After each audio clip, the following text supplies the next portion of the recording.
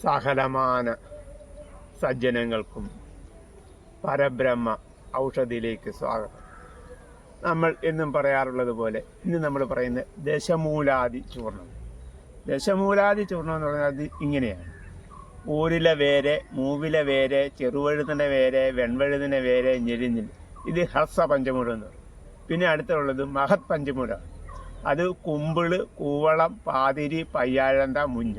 ഇത് 10 കൂടെ, ഇത് 5 എണ്ണം കൂടെ ചേരുന്ന ഹ്രസ്വവും ബൃഹത്തും കൂടെ ചേരുന്നതാണ് ഈ ദശമൂലം എന്ന് പറയുന്നത്. ഈ ദശമൂലാദികൾ, അത് ബാക്കിയുള്ള മരുന്നുകളും കൂടെ കൂടുന്ന ഒരു ചൂർണത്തെക്കുറിച്ചാണ് ഇന്ന് നമ്മൾ പറയുന്നത്. ഈ ചൂർണം നിങ്ങൾ തന്നെ എപ്പോഴും ഉണ്ടാക്കി കഴിക്കണമെന്ന് ഞാൻ പറയാറുള്ളത്. അപ്പോൾ അത് ചെയ്യുമ്പോൾ നിങ്ങൾ ശ്രദ്ധിക്കണമെന്ന് പറഞ്ഞാൽ, ഈ മരുന്ന്, ഈ പൊടി ഉണ്ടാക്കുമ്പോൾ ഇതെല്ലാം നല്ല എടുക്കുന്നതിൻ്റെ എല്ലാത്തിനും വേരാണ് വേണ്ടത്. അത് ഈ ഞെരിച്ചിൽ മാത്രമേ ഉള്ളൂ, വേരില്ലാതെ. അപ്പം ഈ ദശമൂലം എടുത്തിട്ട് നല്ലവരരിഞ്ഞ് കഴുകി വൃത്തിയാക്കിയതിന് ശേഷം വേണം അരിഞ്ഞ് ഉണക്കി പൊടിച്ച് എടുക്കുകയാണെങ്കിൽ അതിൻ്റെ കൂടെ ത്രിഫല എന്ന് പറയുന്ന ഒരെണ്ണമുണ്ട്. അതായത് കടുക്ക, നെല്ലിക്ക, താമിക്ക, ഇതാണ് ത്രിഫല എന്ന് പറയും.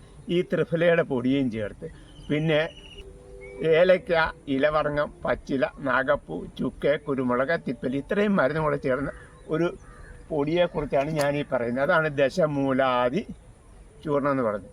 ഇത് മനുഷ്യർക്ക് നമുക്ക് ദശമൂലത്തിന് കഴിക്കുന്ന പോലെ തന്നെ ഇത് കഷായം വെച്ചും കഴിക്കാം. അതുപോലെ ഇത് തേനിച്ചാലിച്ച് കഴിക്കാം.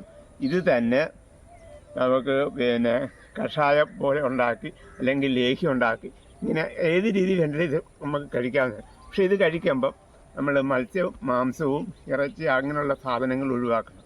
മദ്യം, അത് കണക്ക് തന്നെ ഈ കിഴങ്ങ് വർഗ്ഗങ്ങളായിട്ടുള്ളത് കുറയ്ക്കണം.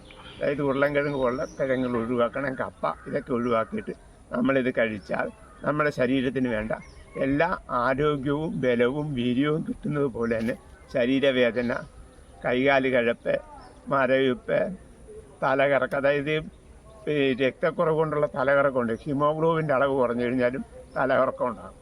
അപ്പം ഇങ്ങനെയുള്ള മരുന്നുകൾ കൃത്യമായിട്ട് നമ്മളുണ്ടാക്കി നമ്മൾ തന്നെ കഴിച്ചാൽ നമ്മുടെ ആരോഗ്യവും ബലവും കിട്ടും.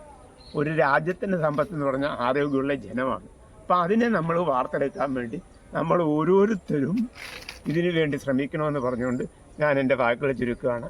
എല്ലാ സജ്ജനങ്ങൾക്കും ഒരു നല്ല ദിവസത്തെ പ്രദാനം ചെയ്തുകൊണ്ട് നിർത്തുന്നു. നന്ദി, നമസ്കാരം.